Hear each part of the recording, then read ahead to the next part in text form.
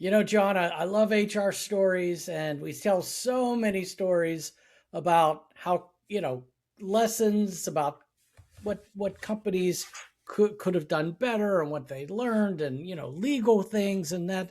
And I know we've recently been just talking about stories and ways that companies can make the workplace better, right? Build better workplaces.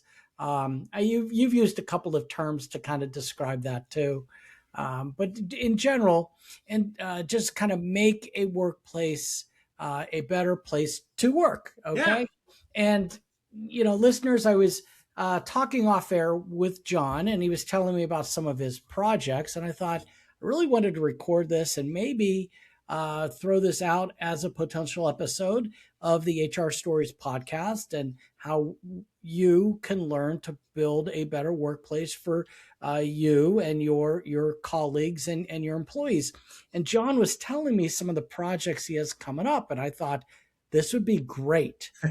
This would really be great because I think our listeners would get a lot out of this, regarding teams and facilitations, facilitating team meetings. And so John's working on a couple of projects, and I wanted him to kind of talk about his process.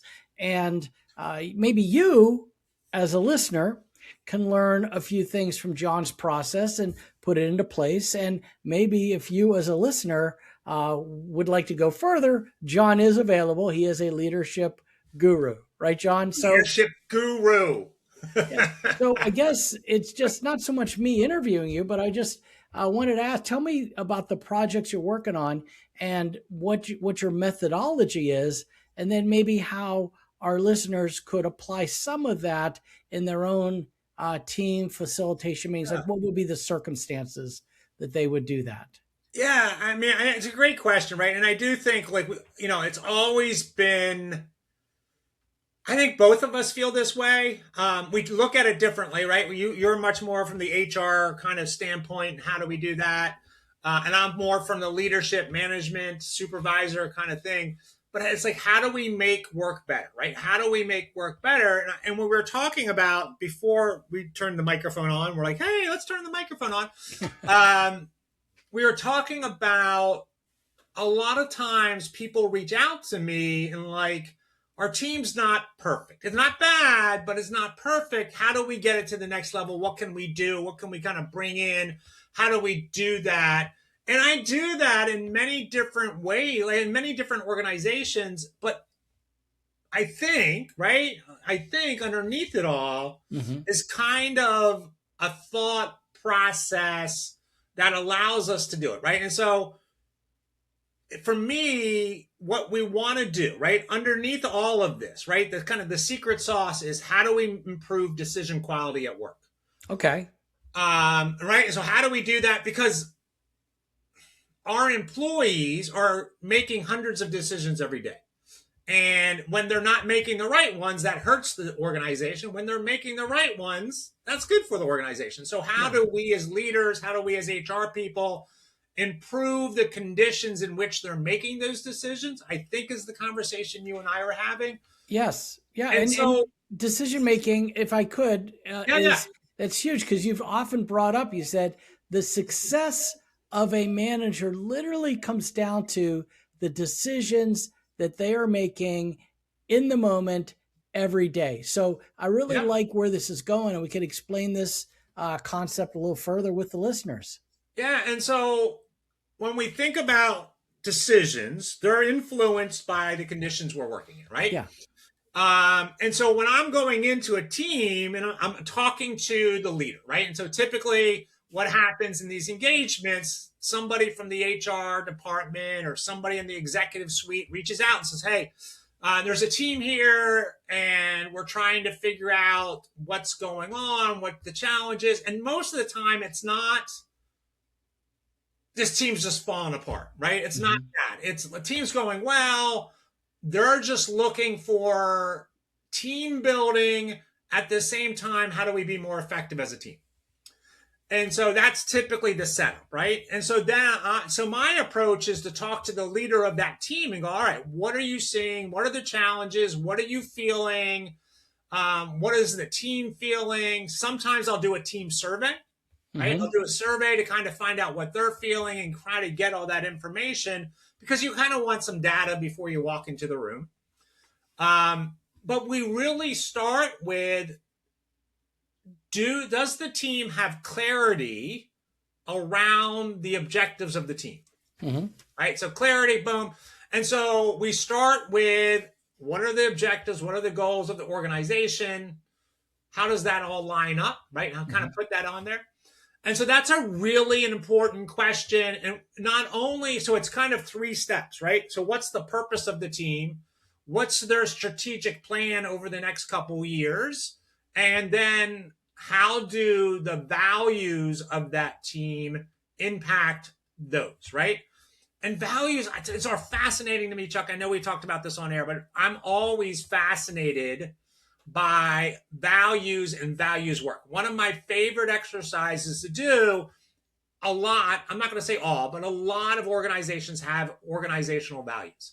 Mm. But what they miss out on is, what does that mean for a team? Because honestly, if you have a bunch of teams in your organization, the values are going to be what that means in terms of behavior norms are going to be slightly different. Mm-hmm. And so I love getting with a team together and go, okay, so the behavior norm is respecting concern. I mean, the value is respecting concern. That was one of my values at one of my organizations. And somebody just posted about that on the Facebook there, the Facebook thingy jig thing there. Yeah.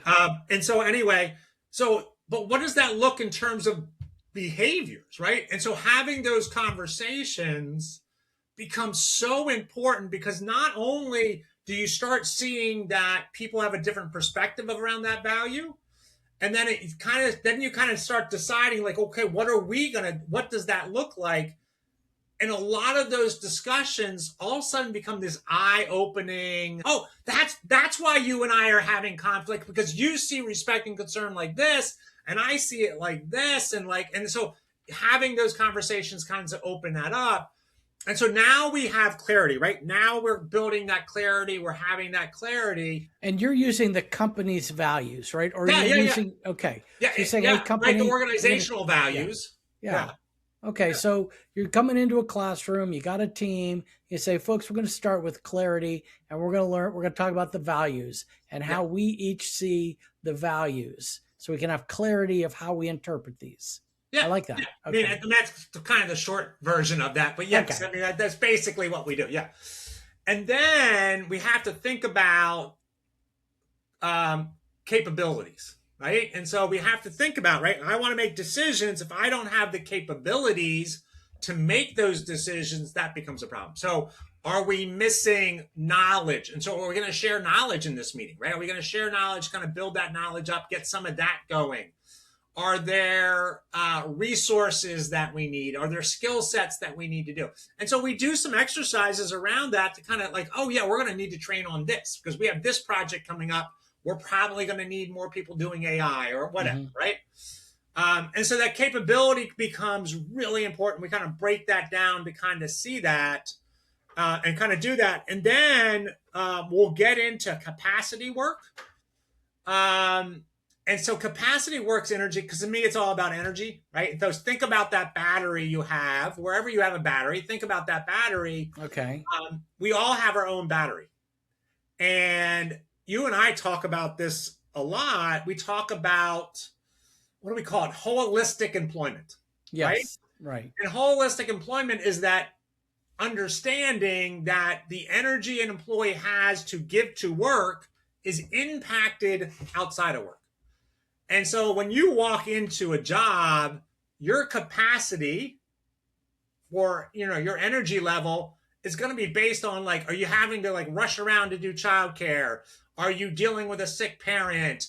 Are you just kind of there? And that also influences at work, right? That capacity level change is based on, Chuck, you have 400 people you're trying to hire in 3 days, and how are you going to do that and managing that? Or you have somebody call out, and so you're filling in, right? All of that is capacity level. And so we start talking about, like, how do you build your capacity and Mm-hmm. what do you do? And we talk about some of the things you can do to build capacity, can be all that, right? And so we just do those things. And the goal Yeah. is to get everyone on the same page, Mm-hmm. to get everyone understanding that the people in the room are different than them and have ideas that may be different. Their perspective is different. And that opens us up to be like, oh, I'm going to do that. Right. And so that's the goal, because it's really about team building underneath all of this. Right. And so when they walk away at the end of the day or the end of the week, depending on how much time we're spending with them, the goal is for them to be like, all right, we're working together as a team. We know what we're doing. I understand this person better. We're moving forward. We're much more effective as making decisions individually and as a team. And it works out. And it works every single time I've done it. Sounds complicated, but I guess you're able to simplify it. It's complicated. It's complicated, but it's not really complicated. I don't think it's complicated. It's really, here's the things, like, and so taking people down a path, maybe. Yeah, you're taking people through a path, right? And so to go back, right, to one of your favorite things that I've ever said is, you got to learn how to make the biscuits, right? Mm-hmm. And so we talk a lot, you and I talk a lot about the importance of systems. And so for businesses or teams to be successful, they need 3 ingredients, right? They need clarity, mm-hmm. they need capabilities, and they need capacity. And so what we're trying to do there is give them those things at the same time we're building connection. Yeah. There's Can you just go back to that quote about capacity? Sure. The quote, the energy outside is what the energy you bring inside. I love that quote, just for our audience. Just throw that out there one more time. Yeah. And so what I was saying was that our capacity, right? The amount of energy we have, it doesn't change when we walk in the door to work, right? And so we're bringing all of that, we're bringing the energy we have from our life, we're bringing that into work. Mm-hmm. It's not like, and I, when we talk about emotions, I'm like, we don't leave our emotions at the door. They come with us. The same thing with our energy. If you're exhausted in the morning, right? So you get up, you've been up till 1 o'clock in the morning. Well, I'll tell you about my day, right? Yeah. I didn't get into this with you, Chuck.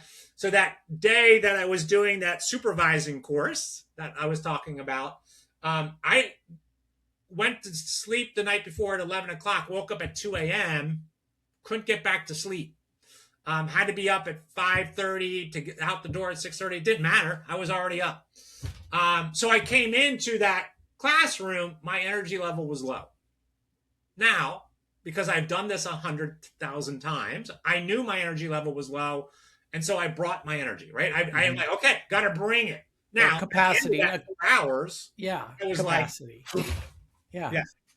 Capacity, a capacitor. You know what a capacitor is? Yeah. It stores energy. Yeah. So I love that analogy. So if we could just summarize our conversation here for our listeners, I think this was valuable. I like the decisions.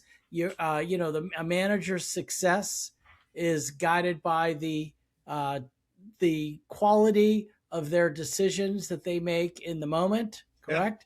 Yeah. Business needs 3 things. And I know clarity was the third one, but you're going to have to remind me about the first 2. Clarity. Capabilities and capacity. Capacity. And you bring the energy with you from the outside into the inside into work. And and think of this at the end of the day, right? Yeah.